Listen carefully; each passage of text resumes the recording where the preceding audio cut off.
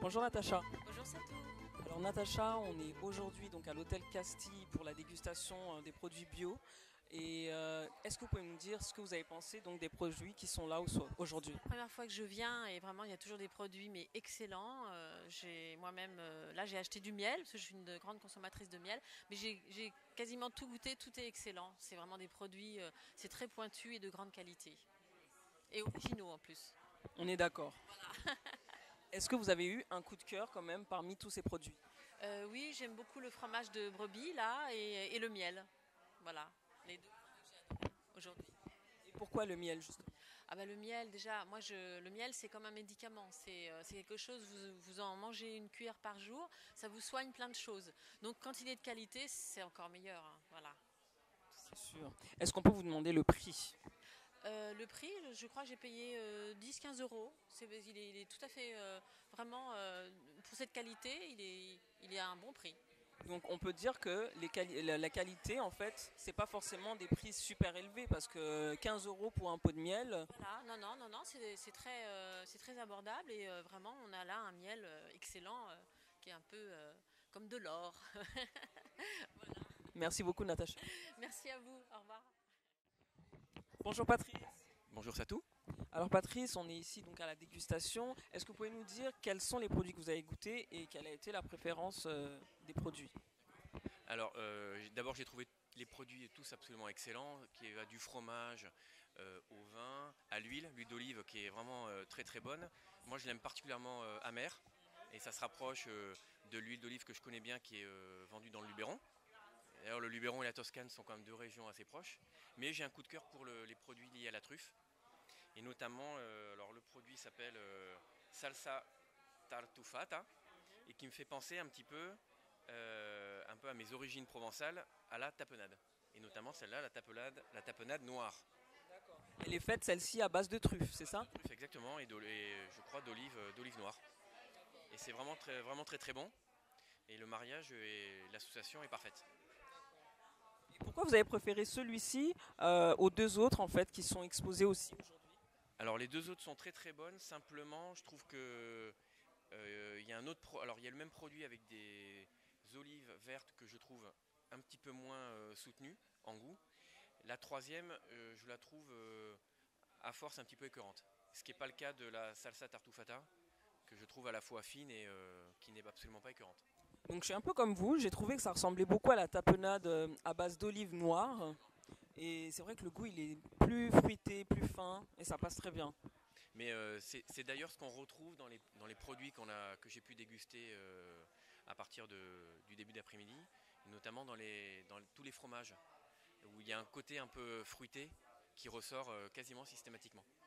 Alors j'oublie pas la charcuterie, qui se rapproche un petit peu aussi de certains produits corses, mais il y a, c'est vrai d'ailleurs entre les produits d'Abruzzes et la Corse, je trouve c'est certaines similarités.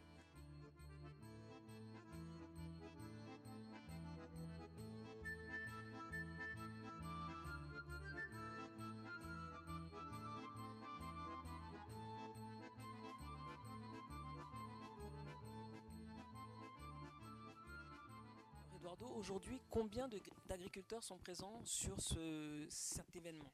Aujourd'hui, il y en a 10. Il y en a 10 qui représentent charcuterie, fromage, safran, truffe, vin, pâte et crème à tartiner. Donc j'ai confiance, je sais que ce sont des produits d'excellence uniquement. Oui, et surtout bio, 100%. Alors, donc on va commencer avec le safran que nous avons ici. Uno per uno e vengono raccolti tre pistilli rossi. Dopodiché il pistillo viene essiccato con cenere di albero di mandorlo o di quercia e alla fine viene messo nel vasetto. Per fare un vasetto, 1 grammo di zafferano occorrono 250 fiori. Ok. En fait, la particularité du safran, justement, des Abruzzes, c'est d'abord, bon, c'est un produit naturel qui est pratiquement qui pousse dans les champs et qui c'est composé en matière première en utilisant l'érable, ok, à côté des plantes d'érable. Et la particularité que pour faire un vaso, un petit pot comme ça de 1 gramme, il faut des dizaines de plantes. Voilà. Et des grandes propriétés aussi en termes de nutrition, mais aussi également par rapport à la santé. C'est pour ça qu'il est très encouragé l'utilisation. On sait déjà que le safran, c'est l'une des épices les plus chères au monde. À combien est-ce qu'on peut estimer justement une boîte de 100 grammes comme Francesca a dans sa main?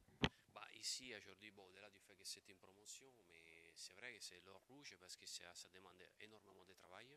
Donc, non seulement de la main-d'œuvre, mais énormément en termes de temps impliqué pour pouvoir recueillir ce produit. Donc aujourd'hui, ça dépend après de la quantité, mais c'est quasiment le prix, c'est au gramme, c'est pas au kilo.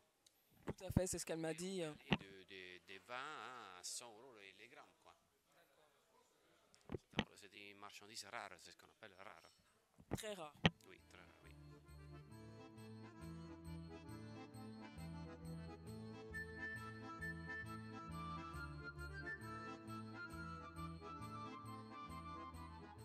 Alors Eduardo, on a donc Stefano à nos côtés qui est spécialiste dans le fromage et d'autres produits. Moi j'ai goûté les 3 différents fromages qui sont sur cette table. Est-ce qu'on peut connaître justement la spécificité de ces produits et quelle est la différence entre elles? Oui, alors déjà on fait un panoramique à savoir que la région des Abruzzes est déjà une région qui a de la montagne et aussi de la mer. C'est ça qui confère un particulier goût au lait, que ce soit des vaches, que ce soit du brebis ou que ce soit des chèvres, pour la préparation déjà de la matière première. Et ensuite, Stefano va nous raconter déjà la différence par exemple de ce fromage spécifique qui s'appelle d'ailleurs la ricotta affumicata au ginepra. C'est la plante du ginepra, c'est fumé au ginepra. D'accord. Déjà ça. Stefano, vas-y. Questa è una ricottina che viene conservata esclusivamente affumicandola con lo stesso metodo con cui si affumicano i salmoni norvegesi. En fait, c'est la même technique avec laquelle on arrive à fumer les fromages, avec la même technique qu'on utilise pour les saumons norvégiens. D'accord. C'est la même technique, sauf qu'on fume, en gros, on arrive à faire des fumées pour les fromages. D'accord. Vapore e fumo che non arriva ai 29 gradi, che è l'unica maniera per conservare, come usavano gli antichi, sale e il fumo. En fait, c'est de la vapeur, de la fumée qui ne dépasse jamais les 29 degrés pour conserver au mieux sans abîmer le produit. Voilà la technique. Pour celui-ci. Et donc pour celui-ci que moi j'ai goûté et qui est d'ailleurs mon préféré, C'est le préféré. je voudrais savoir voilà, comment ça a été fait. Come è stato fatto? La particolarità di questo formaggio è che è un pecorino delle nostre montagne dove ci sono 300 tipi di erbe diverse che danno già sapore al latte con cui viene prodotto. Questo è particolare perché viene incerato, c'è la cera d'api che fa in modo che la stagionatura sia più lenta e il sapore sia più dolce, così come per quello ti è piaciuto. Alors, première chose très importante, on parle d'une région où il y a 300 herbes différentes. Ça veut dire qu'en gros, les chèvres ou les brebis, ils mangent des produits déjà de grandes variétés. Et c'est ça qui confère aussi le goût. Et sûrement, ce fromage-là, il est emboîté, on peut dire, de la cire des abeilles. D'accord. Ce qui qui fait sert à conserver. À conserver les goûts et pas faire en sorte que les goûts et les compositions du fromage même ne soient pas évaporés. D'accord. En tout cas, on ressent bien la fraîcheur du produit en fait dans la bouche. Exact. C'est ça la particularité. C'est délicieux. Particolare. Donc on a ce fromage-là qui ressemble un peu plus à du beurre. Quelle est la texture exacte? Est-ce qu'elle est différente des 2 autres qu'on a goûté précédemment? Dice, infatti ti chiedeva che ha un sapore diverso degli altri, cosa che li distingue? Questo è il risultato della saggezza dei nostri nonni.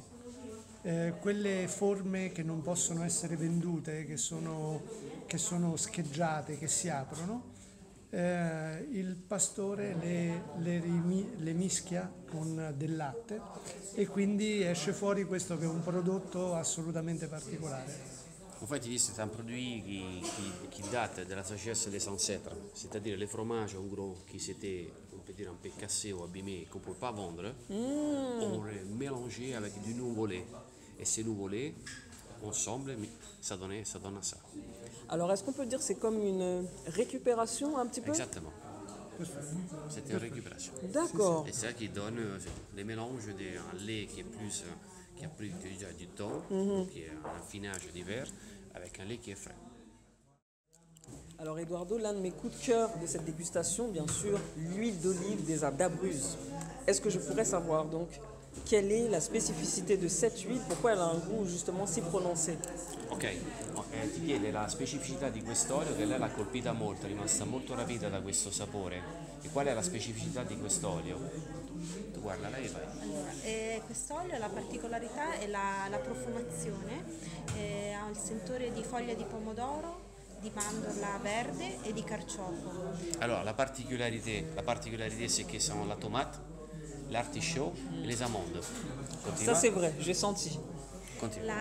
Invece la degustazione fatta in palato praticamente è amaro e piccante, che sono qualità positive per un olio extravergine di oliva perché è ricco di antiossidanti polifenoli che mantengono l'olio per lungo tempo di ottima qualità e fanno bene anche al nostro corpo perché funge da antiossidante. En fait, quand ils disent un goût à la bouche, ça reste un peu amer, mais c'est typique de très très bonne qualité. Il faut savoir que l'huile d'olive est très très bon pour la santé, pour le cholestérol, pour le foie.